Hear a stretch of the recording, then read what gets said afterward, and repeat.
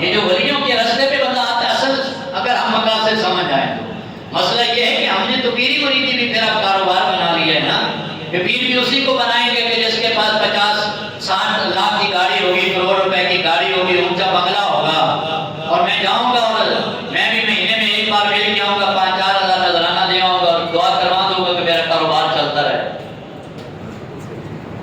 آج کل پیری مریدی بھی تو سلسلہ یہی رہ گیا ہے۔ سنیں پیری مریدی کا اصل مقصد کیا تھا؟ سبحان اللہ۔ حضرت خواجہ نظام الدین اولیاء،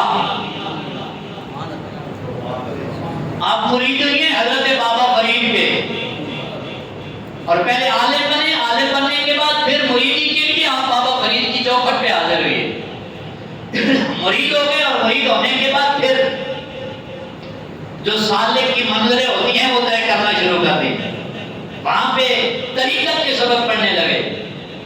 اور ایک دن نا حضرت بابا فرید حضرت نظام الدین اولیاء کو فرمانے لگے کہ پتر یہ جو روزہ ہے نا، روزہ یہ بھی طریقت ہے آدھی، یہ روزہ کیا ہے آدھی؟ بولیے روزہ آدھی کیا ہے؟ طریقت۔ روزہ آدھی کیا ہے؟ بولے ایک دفعہ زبان سے پتہ چلے مرید ہونے کا مقصد کیا ہے۔ روزہ آدھی طریقت ہے۔ اچھا آپ نے نا بابا جی نے یہ میسج دیا، یہ وصیت کی، بابا حضرت نظام الدین اولیاء پیچھے پلٹے نا تو پیر بھائیوں سے کہنے لگے یار مرشد کریم نے یہ تو فرمایا ہے کہ روزہ رکھنا ہے، روزہ آدھی طریقت ہے، لیکن ادب کی جگہ تھی میں پوچھ نہیں سکا کہ روزے کون سے رکھنے ہیں، کتنے رکھنے ہیں، کب رکھنے ہیں، سوموار کا روزہ رکھنا ہے، جمعرات کا روزہ رکھنا ہے، کون سے روزے رکھنے ہیں۔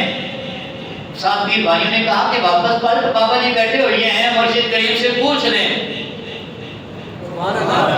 کہاں آپ نہیں ضرورت کے واپس پلٹوں، اب پھر کیا کرے گا، اب کرنا کیا ہے؟ مرشد نے کہہ دیا ہے اب نظام ساری زندگی حالت روزہ میں گزارے گا۔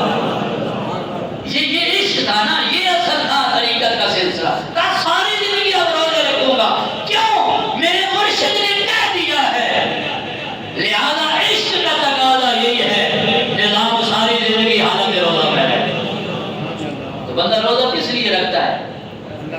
اللہ کی رضا کے لیے نا۔